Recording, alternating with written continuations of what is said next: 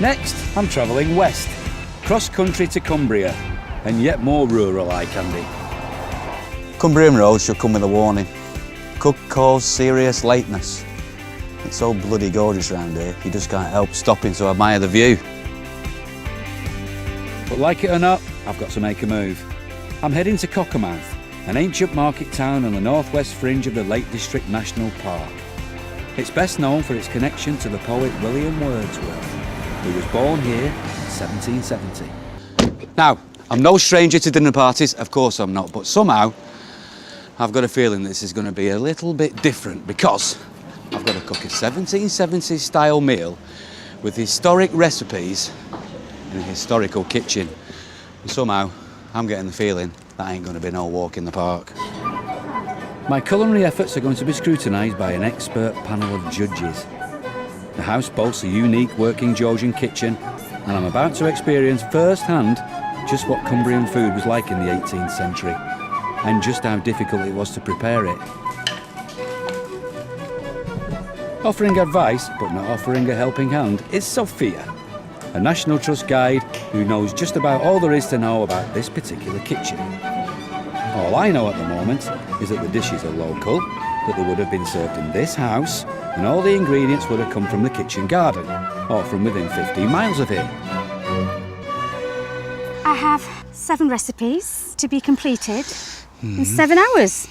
Wow, these look old. This is all written in Old English. It is, yeah. I'll be honest with you, none of them are really, really easy. Rasp a quarter of a pound of chocolate. Rasp? Rasp. I can't even read this though, Sophia. What's that say? Salmagundi. What's salmagundi?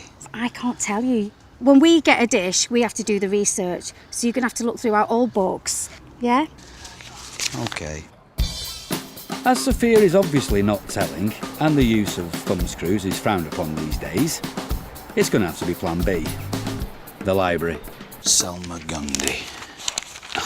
There's no way Salmagundi's going to be in here. Oh! Salmagundi. A multifarious mixture, a medley of miscellany. Well, well, well. With the recipes researched as best I can, it's time to get down to work. The first order of business, as I can't turn the cooker on, is attempting to light it. Cool. So this is what they had to do every day? Yeah. Well, the thing is, they would have used a flint and got a light off that, so that, can you imagine how long that would have taken? Absolutely. They're little pots of barbecue. So what you put on there is basically your soups, your gruels, your sauces, anything that takes a bit of slow cooking. But it's simmering? Yeah, absolutely, yeah. Gonna take a while though, this, Sophia. Yeah, it will, but you know, that's how it was. It's not Gas Mark 4, is it? Well, no. I'm thinking of doing the chicken curry first. Then I was thinking that syllabub looks like a bit of hard work. It's a bit of elbow grease. Yes. I was thinking salmagundi, and I get stuck into the chocolate tart, which then has to go cold without a fridge. And I'm going to grate some carrots to get ready for the carrot pudding. Yeah. Then I was going to do the anchovy tarts. Yeah. The asparagus rolls, and then we should have the meal. What do you think? You know, it's good that you're positive. With Sophia's lacklustre words of encouragement still ringing in my ears, it's time to get started. Let's go. I'm going to cut it into 8 servings. I'm probably going to use the carcass as well. And then we're going to boil it in a quart of water for 5 minutes. And then we move on with the spices, with the cream, and everything else that comes with it. I'm actually looking forward to this one. Should be good. The timings of these recipes are not the only thing that's tricky. Just keeping the fire going is a challenge in itself. Did you just blow that to get it going? Yeah. That's really good. There's me with my bellows. Have you got bellows? Right. Now she bloody tells me. There they are. Right, let's go. If you were thinking curry originated with the Empire, you'd be wrong. In the 1700s, it wasn't Indian in origin, but inspired by the spice cookery of medieval Europe and Western Asia. Hey, Tiger. Mine is flavoured with the spices that came into the port of Whitehaven from the West Indies. It's mild, a bit like a modern korma. Didn't they have cumin, coriander? I mean, or was it expensive? They did have coriander, and they did have cumin.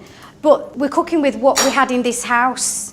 And with the import and export, and with Whitehaven only being 15 miles away, they've only brought over a certain amount of spices. But I know what you mean in the chicken curry. Why aren't they using certain... I do use turmeric in curries, but really, I just use it as a colourant. They used things with a lot of pigment, a lot of colour, because a lot of the stuff went mouldy because there were no fridges or anything. Okay. So the more colour, the more taste. The less you could see the mould. The less you could see. The chicken curry, complete with spices, is bubbling away nicely. Next, it's time to turn my attention to the chilled syllabub. Shame there's no fridge. So I believe this is a whisk. Yes, it is. Birchwood whisk. Jeez Louise, this is going to be a while. Upstairs.